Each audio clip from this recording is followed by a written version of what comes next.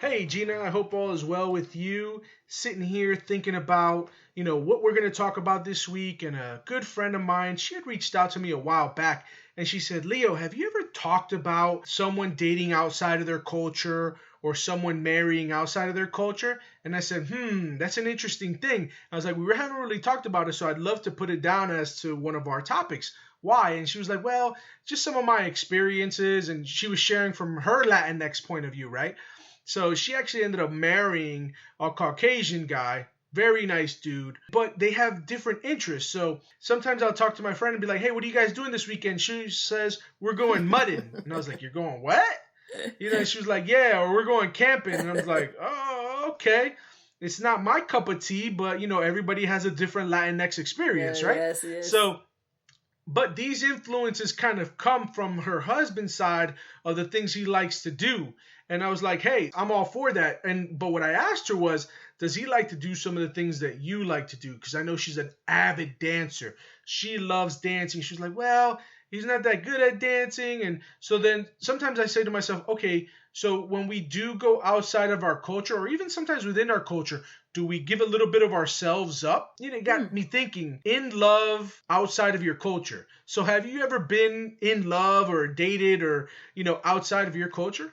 Well, yes, and I love this topic. Unfortunately, we only have 30 minutes to cover it, and that's not just Yep. going to be enough. We're just going to touch the surface on this one, because definitely we can spend a lot of time talking about my dating life and marrying life, but I think we're going to spice it up with a little bit of love theme today, and also talking about what it feels like to kind of step away from how you grew up and tap it into other practices, other cultures. And I agree with your friend. I had another friend who, in the beginning, she's Argentinian, and she married Mexican, which is it's a different culture.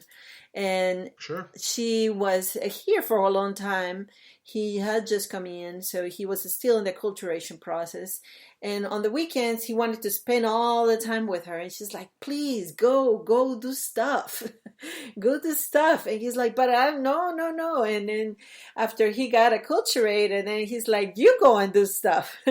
Because it's just some of the cultural dynamics overall, but also has to speak about how the notion of how we show love and express love and what all that means and the rules attached to it. But I love the topic on being interracial. And I want to, do you think it's only interracial, or is there something else there? Well, I see it as ethnicity, I see it as culture, because even though someone can share the same ethnicity or culture or similar cultural backgrounds, sometimes those things change. So, and we can definitely get into that a little bit more as we progress this conversation, because I think we both share experiences and we can both share our experiences, get really personal in this Oh episode. yeah, oh yeah. And interesting enough, interracial was probably more relevant when I was growing up, because I was in a country that it was more of either you're black or white. And with Hmm. that I mean, if you were lighter or not lighter. And Yeah. that was the thing. But once I arrived here, then it went from only racial to a multiplicity of ethnicity or age or what country did you grow up in, what geography. So there's more diversity in your dating pool, and so it raises a lot of questions about what is it that you are, like you said before, are you gonna sacrifice, or are you gonna give in, you're gonna acquire. Like, I dated for a long time a woman who was Korean or is Korean, and I now love kimchi just because of that. And like you said, if I dated, I also dated a white woman for many, many years, and I love camping. So it's that part of that. And probably I would not have been exposed to that and enjoyed it so much had not been, someone that I loved at the time introduced me to it. Gina, I want to break down more of that stuff after this quick break. And if you haven't done so already, just subscribe to the Latinx Point of View podcast on your favorite streaming platforms. We're on iTunes, Spotify, SoundCloud, Spreaker, and Google Play. So, and also please follow us on Twitter at LatinXPOV, or email us at latinxpov at gmail.com. We're always looking for different topics. We're always looking Give us a to shout out. connect with Yeah. our audience. Yeah, give us a shout out. Reach out and we will shout you out. LatinX Point of View is brought to you by Civic Canvas, a bilingual boutique firm designing strategies for social change. To learn more at civiccanvas.com.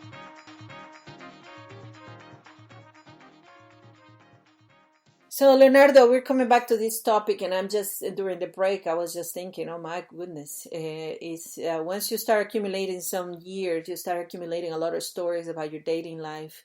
And we're going to probably tap into definitely some personal stuff here. So I hope my wife is good in good spirits to listen to this podcast, as I am going to share some of the back stuff. Yours and mine alike. So this is the drill. So in my 20s, I was with a white woman almost 10 years. And in my 30s, I was with a Korean woman over 7 years.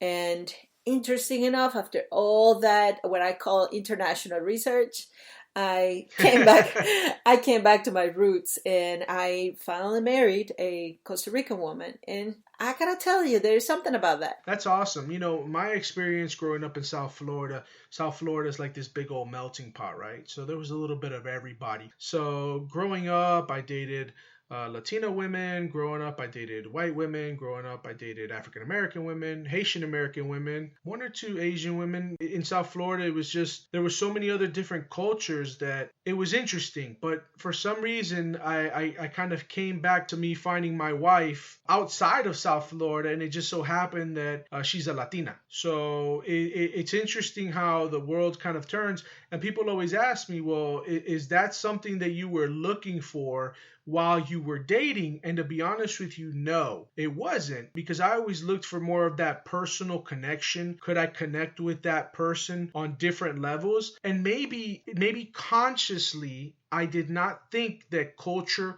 was important, but maybe subconsciously, because I can recall so many times having a conversation and having to explain Latino things. Ooh. You know, why?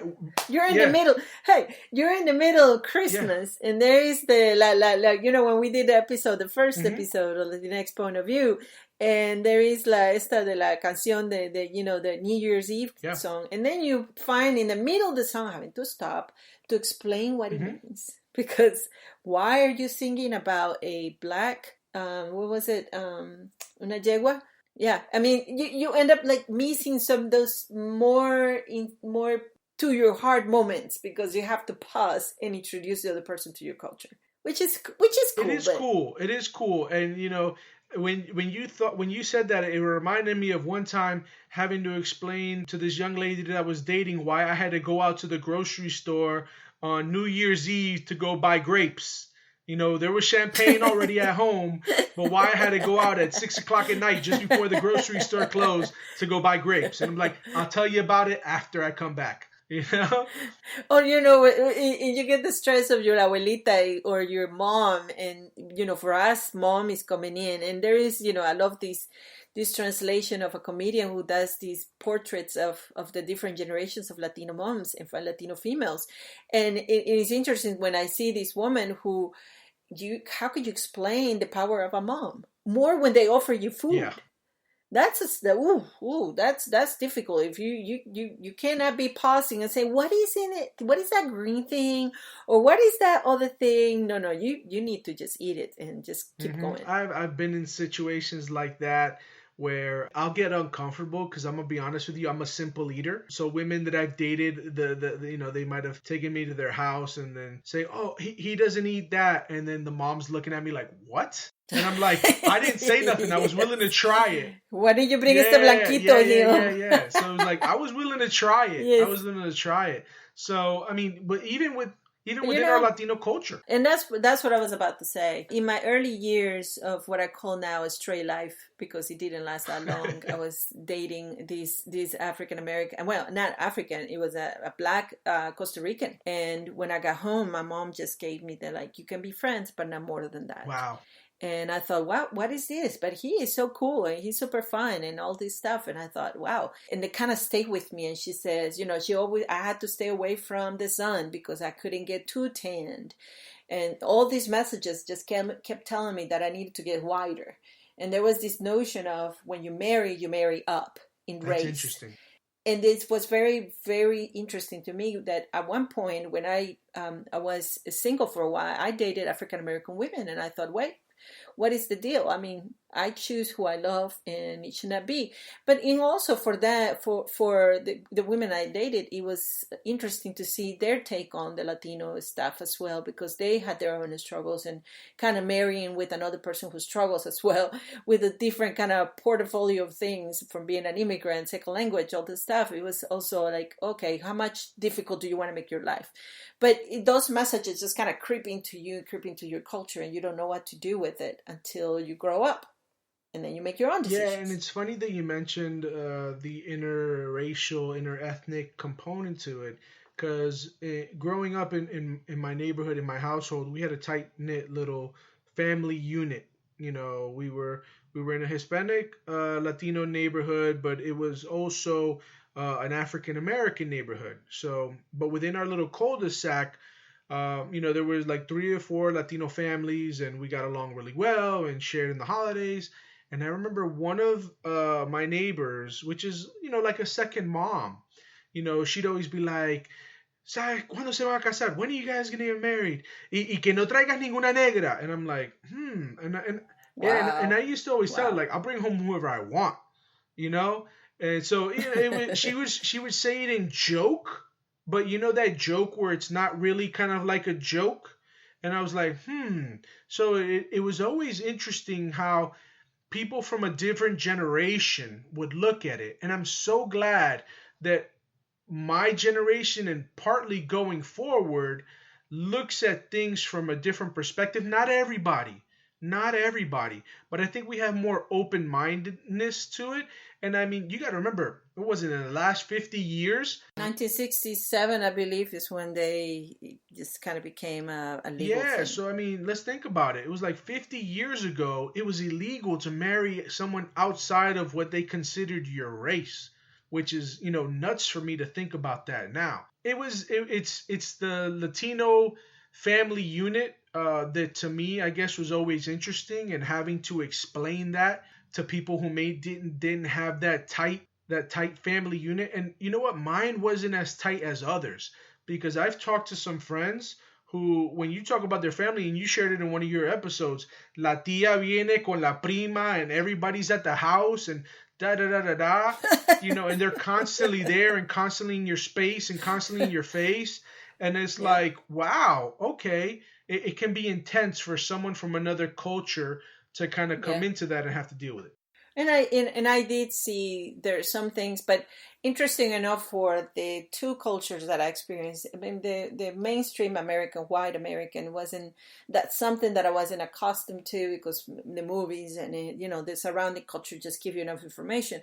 The one what I found was quite difficult for me was the Korean culture, because they are even more ritualistic than we are Catholics, and even for some of the practices when they eat, I had to get through a crash course and have a number of things that I had to do in order to kind of meet the standard. And that was, and you're throwing in the gate stuff in it, but outside of that, it was still like, okay, how do you grab the bowl, and how do you pass food, and what do you serve first, which is different from what we know and we practice, because they used different type of setup in their table. And and for me it was okay, I'm not feeling fully comfortable, but I love it because I'm curious by nature. I don't know if someone who's not that curious and want a simplistic life, I will say just keep it where you're comfortable. For me, I loved it because I just gave me like this huge introduction to a completely different way of thinking in life. It got me thinking of how many times I dated someone who would ask me to explain everything that was going on with Latino culture. And I thought to myself, okay, you need to get a better understanding of different cultures, because I wouldn't go to someone who's white and be like, okay, explain to me everything about the white culture, because everybody's different. You know what I mean? Now, But the expectation is different too. yeah, right now